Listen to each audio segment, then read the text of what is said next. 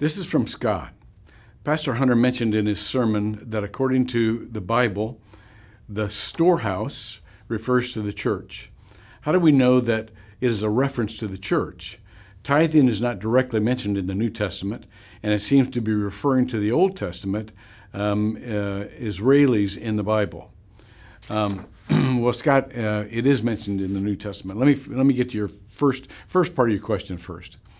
I used church as the institutional and worship center of the Christian faith, just as in the Old Testament the temple was used as the institutional and worship center of the Jewish people.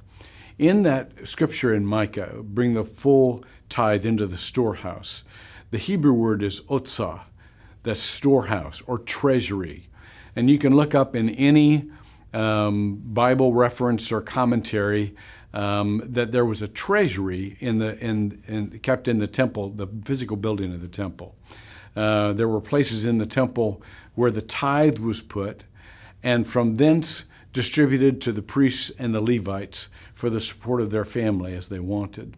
So tithing is mentioned and endorsed by Jesus in the New Testament. One of those examples is Matthew 23:23.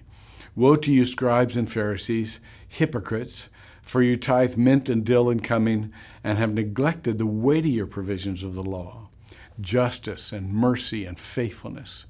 These things you should have done without neglecting the others. Now, are these things, mercy and justice or tithing?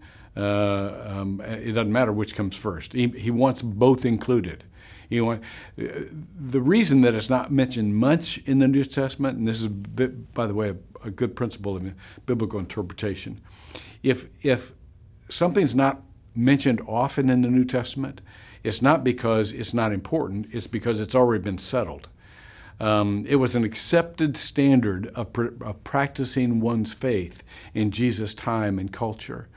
And so therefore, Jesus just assumed that that was a part of practicing one's faith, and he didn't address it often. However, what he did address often was people's hearts, because we tend to be more mechanical than compassionate, and he wanted the compassion as well.